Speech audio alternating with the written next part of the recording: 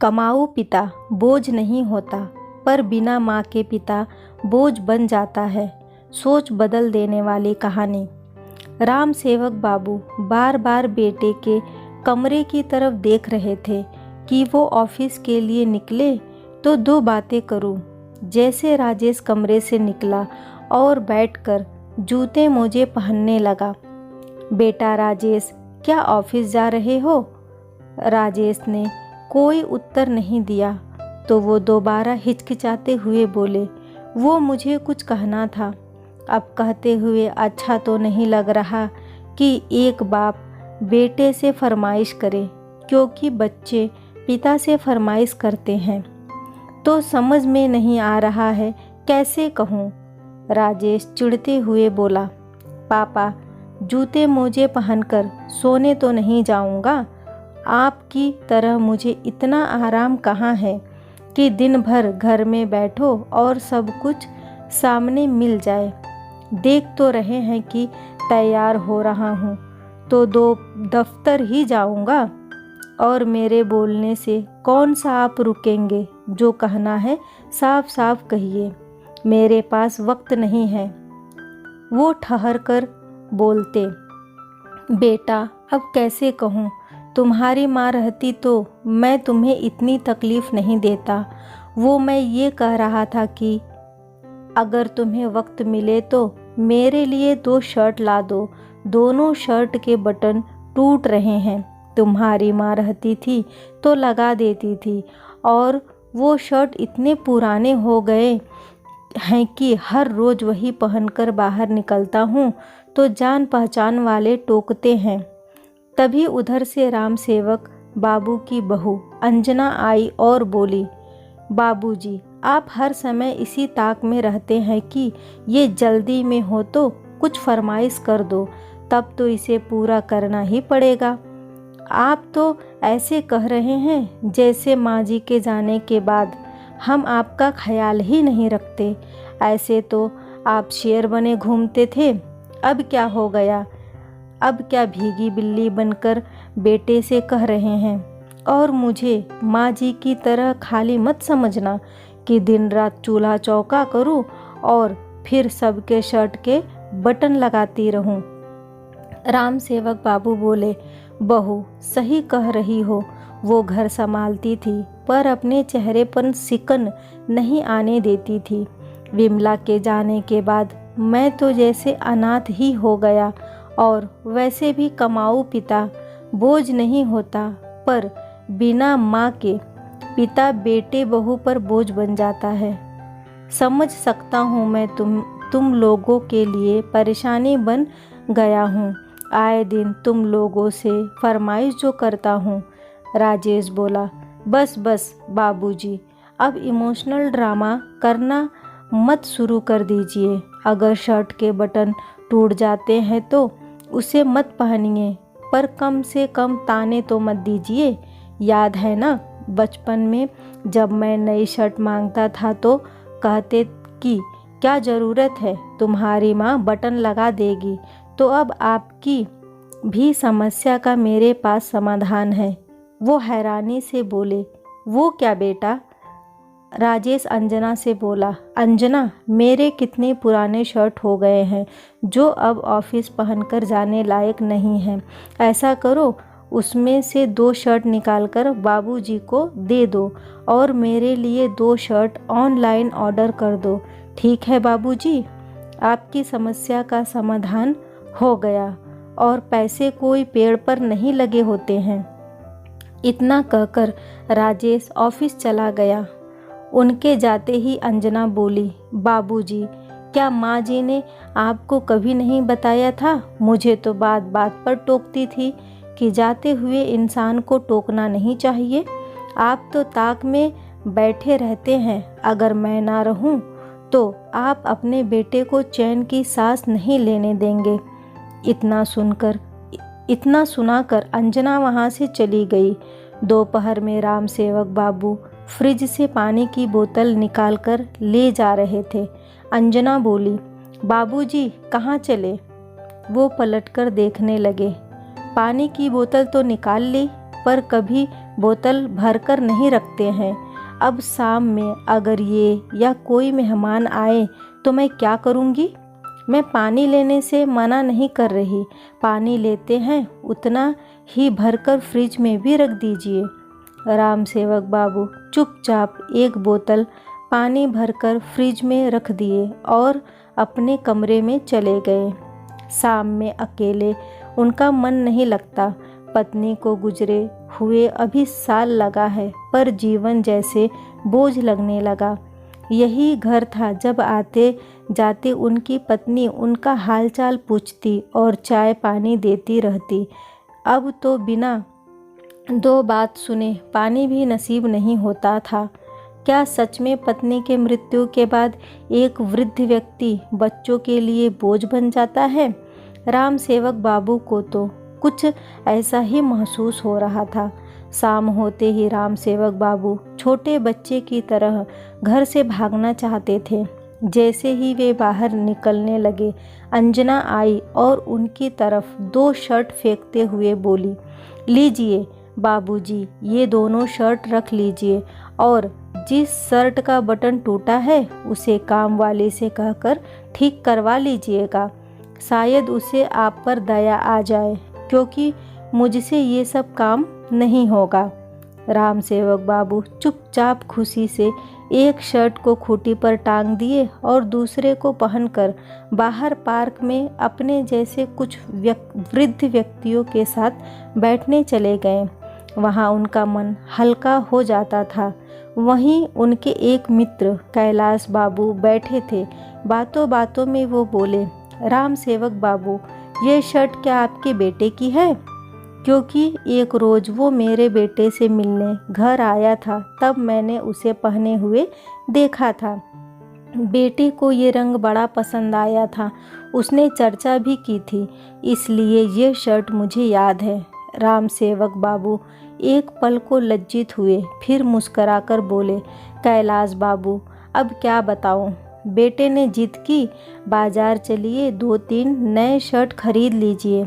मैंने कहा, रोज़ दफ्तर जाते हो और 2-3 महीने में ही अपने पहने हुए शर्ट छोड़ देते हो, क्यों पैसे बर्बाद करना? और मुझे कहाँ जाना है तो मैं पहन लेता हूँ। पता है, आपको मान नहीं रहा था, बड़ी मुश्किल से माना है। इतना कहकर बेचारे झूठी हंसी दिखाने लगे। कुछ घंटे बाद घर लौटकर आए और शर्ट खोलकर दूसरे खूंटी में टांग दी और अपने पुराने शर्ट को पहन लिए।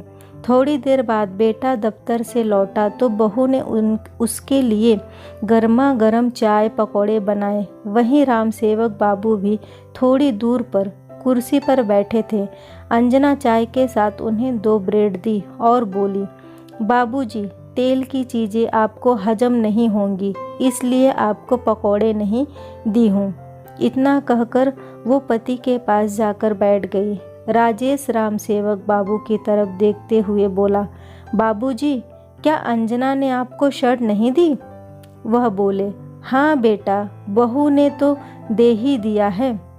राजेश बोला, फिर पहनते क्यों नहीं हैं? आज ही पहनकर नीचे गया था। पर बेटा बोला, क्या हुआ, शर्ट फट गई या कुछ दाग लगा दिया? तभी अंजना बोली, हाय हाय बाबूजी, आपको पता है वो कितनी महंगी शर्ट थी? महीनों से ये पहन रहे थे। अभी अभी 2 महीने पहले ही तो उन्होंने उस शर्ट को छोड़ा है। ड्राइवर कब से कह रहा था मुझे सर कि वो पुरानी शर्ट दे दीजिएगा, पर मैंने उसे ना देकर आपको दिया और आप हैं कि? राजेश बोला, बाबूजी, उम्र होने के बाद बुढ़ापे में लोग जिम्मेदार हो जाते हैं, पर आप तो माँ के जाने के बाद बहुत ही लापरवाह हो गए हैं। मैंने सोचा था गांव से यहाँ आपको लाकर रख लूँगा तो आप कुछ सीखेंगे, पर आप तो, ये आपकी बहू आपके लिए इतना सोचती है और आप उसकी परेशानी बढ़ाते हैं। राम सेवक बाबू बोले, नहीं बेटा, ऐसी कोई बात नहीं है। शर्ट ना तो फटी है ना दाग लगा है। वो क्या है कि मैं उसे पहनकर नीचे गया था। किशोर बाबू ने वो शर्ट देखी और बोले कि ये शर्ट आपका बेटा पहनता था, तो मुझे लगा उनके मन में तुम्हारे लिए कोई गलत विचार ना आ जाए, इसलिए मैंने उसे उतार कर रख दिया। राजेश बोला, क्या ज़रूरत थी आपको वो शर्ट पहनकर किशोर अंकल से मिलने की? और गलत विचार उनके मन में नहीं बल्कि आपके मन में आया होगा कि मैं पुरानी शर्ट पहनकर जाऊंगा, लोगों को दिखाऊंगा कि देखो मेरा बेटा मुझ पर ध्यान नहीं देता है, कितना भी कर लो आप किसान के किसान ही रहेंगे, मिट्टी में पले बड़े हैं, शहर के तौर तरीके कहाँ से सीखेंगे। इतना कहकर राजेश उठकर चला गया। अंजना बोली, बाबूजी आज आपने इनका मूड खराब कर दिया, ऐसा कीजिए रात में आप अपने कमरे में ही रहिएगा, मैं आपका खाना वहीं दे दूंगी। राम सेवक बाबू बेचारे बिना गलती के 4 बातें सुनकर चुपचाप अपने कमरे में चले गए। अगले दिन अंजना फ़ोन पर अपनी माँ से राम सेवक बाबू की शिकायत कर रही थी। क्या कहूँ माँ जी की जगह अगर बाबूजी चले जाते तो मेरे लिए अच्छा रहता, कम से कम माँ जी घर के कुछ काम करके मेरा हाथ तो बटाती थी, पर अब मेरे सर पर एक बोझ छोड़ गई हैं, दिन रात कोई ना कोई बखेड़ा खड़ा करते हैं, इससे अच्छे तो वे गांव में रहते। राम सेवक बाबू चुपचाप सुनकर अपने कमरे में ही बैठे रहे। वक्त बीता। कुछ दिनों बाद उनकी काम वाली सीताबाई आई और बोली, बाबूजी कुर्सी पर बैठ जाइए, आपका बिस्तर झाड़ देती हूँ। लगता है कई महीनों से चादर नहीं बदली है, आपको बदबू नहीं आती? राम सेवक बाबू बोले, सीताबाई बड़ी मेहरबानी होगी अगर चादर झाड़कर फिर से लगा दो, बदबू तो आती है, पर क्या करूँ बेटा, मैं बहू का काम नहीं बढ़ाना चाहता, क्या तुम मेरा एक और काम कर दोगी? सीताबाई बोली, बाबूजी वैसे तो मेरे पास बिल्कुल भी वक्त नहीं, पर अम्मा जी कहती थी जब मैं ना रहूं तो बाबूजी का ध्यान रखना, तो बताइए क्या बात है। राम सेवक बाबू जल्दी से अपनी शर्ट लेकर आए और बोले, देखो इसका बटन संभाल के रखा हूँ, क्या तुम इसे टाक दोगी? सीताबाई मुस्कराई और बोली, माँ बाप भी बूढ़े होने के बाद बच्चे हो जाते हैं, अम्मा जी क्या गई, आप बिल्कुल मुरझा गए हैं। क्या करोगे बाबूजी, जो किस्मत में लिखा होता है उसे तो काटना ही पड़ता है, पर सब बूढ़े लोग एक जैसे नहीं होते। राम सेवक बाबू बोले, क्या मतलब है सीताबाई? वो बोली, मेरे सास ससुर को देख लो, मेरे ससुर रिक्शा चलाते थे, बूढ़े पड़ गए, अब घर में बैठने लगे हैं। एक रोज़ मेरा मर्द गुस्से में उन्हें कुछ बोला, ससुर को पता था उनकी उम्र हो गई है, बेटे से हाथापाई में तो जीत नहीं सकते। राम सेवक बाबू बोले, फिर क्या किया तुम्हारे ससुर ने? सीताबाई हंसकर बोली, क्या करेंगे, जाकर पुलिस स्टेशन में रपट लिखा दी और बोले, मेरी खोली खाली करो, तुम्हें और तुम्हारे परिवार को रखता हूँ तो खर्चा भी होता है, इतने खर्च में एक बाई लगा लूँगा तो ना मुझे दिक्कत होगी ना तुम्हारी माँ को। राम सेवक बाबू आश्चर्य से सीताबाई को देख रहे थे और बोले, तो तुम्हारे पति ने क्या कहा? सीताबाई हंसकर बोली, क्या कहेगा क्या, आज की दुनिया में घर और राशन में क्या कम खर्च नहीं होता? अरे इतने पैसे में तो कितने माँ बाप को लोग खिला सकते हैं। वो दिन था और आज का दिन, आज तक मेरे मर्द ने उनसे ऊंची आवाज़ में बात नहीं की है। ये लो बाबूजी, आपका शर्ट हो गया तैयार। राम सेवक बाबू की जिज्ञासा बढ़ी तो वो बोले, सीताबाई एक बात बताओ, तुम्हारे ससुर ने तुम्हारे पति के साथ ऐसा व्यवहार किया, तुम्हें बुरा नहीं लगा? सीताबाई बोली, बाबूजी एक बात कहूँ, थोड़े दिन के सुख के लिए मैं अपना बुढ़ापा नहीं बिगाड़ना चाहती।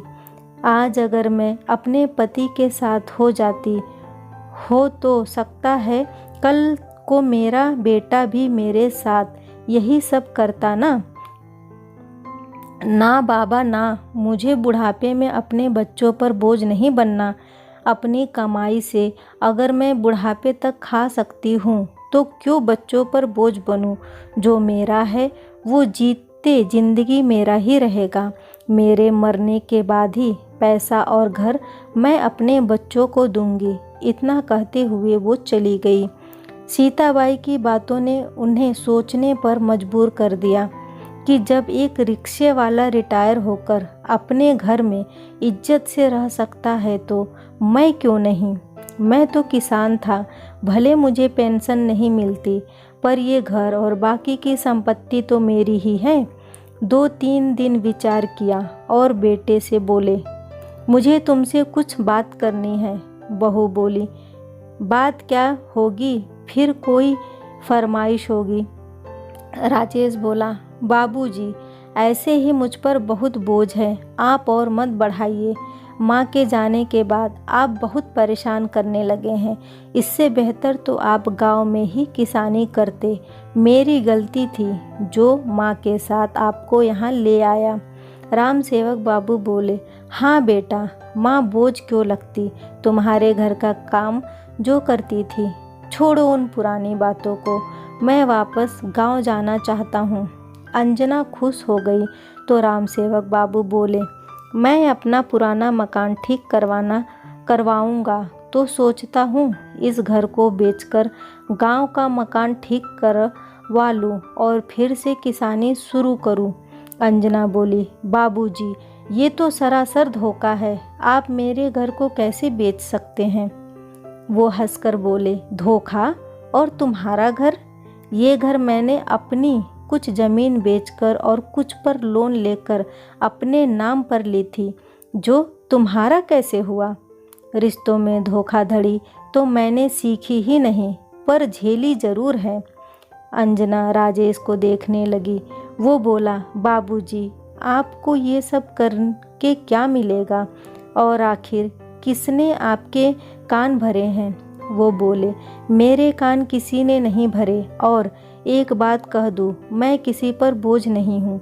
भले ही नौकरी नहीं करता था, पर एक किसान था, पसीने की कमाई खाता था और आगे भी खा सकता हूँ।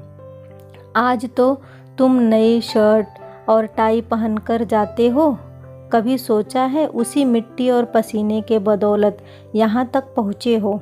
मेरा फैसला सुन लो, अब मैं गांव जाकर रहूँगा। मुझे फिर से खेती शुरू करने के लिए कुछ पैसे चाहिए जो कि अब मेरे पास नहीं है। तो इस घर को मैं बेचकर तुम्हें 2 कमरे के घर के लिए पैसे दे दूंगा और बाकी के पैसों से मैं अपनी ज़िंदगी फिर से शुरू करना चाहता हूँ। बहू बोली, बुढ़ापे में आप सठिया गए हैं, आपकी उम्र है ज़िंदगी फिर से शुरू करने की। राम सेवक बाबू बोले, देख रही हो सीताबाई को, एक घर में काम छूटता है फिर नए सिरे से दूसरे घर में काम शुरू कर देती है, तो मैं क्यों नहीं कर सकता। मैंने किसी को कहकर 1 हफ्ते बाद की टिकट करवा ली है। 2 दिन बाद इस मकान को देखने के लिए कोई आ रहा है, तो तुम भी तैयार रहना। इतना कहकर राम सेवक बाबू अपने कमरे में चले गए। राजेश और अंजना को जोर का झटका धीरे से नहीं बल्कि बहुत जोर से लगा। राम सेवक बाबू के आगे पीछे दोनों घूमते रहे, परंतु वो अपने निर्णय पर अडिग रहे। आखिर वही हुआ जो उन्होंने चाहा। मकान को बेच दिया, बेटे को आधे पैसे दे दिए और वापस गांव चले गए। बेटे को परिवार लेकर न जाने कितने महीने किराए के मकान में रहने पड़े। फिर करीब साल भर बाद उसने एक छोटा सा मकान खरीदा और गांव जाकर पिता के पैर पड़ता, माफ़ी मांगता, पर राम सेवक बाबू उन्हें ये कहकर वापस भेज देते कि मेरे मरने का इंतज़ार करो, जब मैं मर जाऊंगा तो ये सब तुम्हारा हो जाएगा, पर मेरे जीते ज़िंदगी मेरी संपत्ति तुम्हें नहीं मिल सकती। क्या राम सेवक बाबू ने सही किया? मुझे कमेंट करके ज़रूर बताइएगा। वीडियो को लाइक और शेयर करना न भूलें। चैनल पे पहली बार आए हैं तो इसे सब्सक्राइब ज़रूर करें। कहानी सुनने के लिए आपका बहुत बहुत धन्यवाद।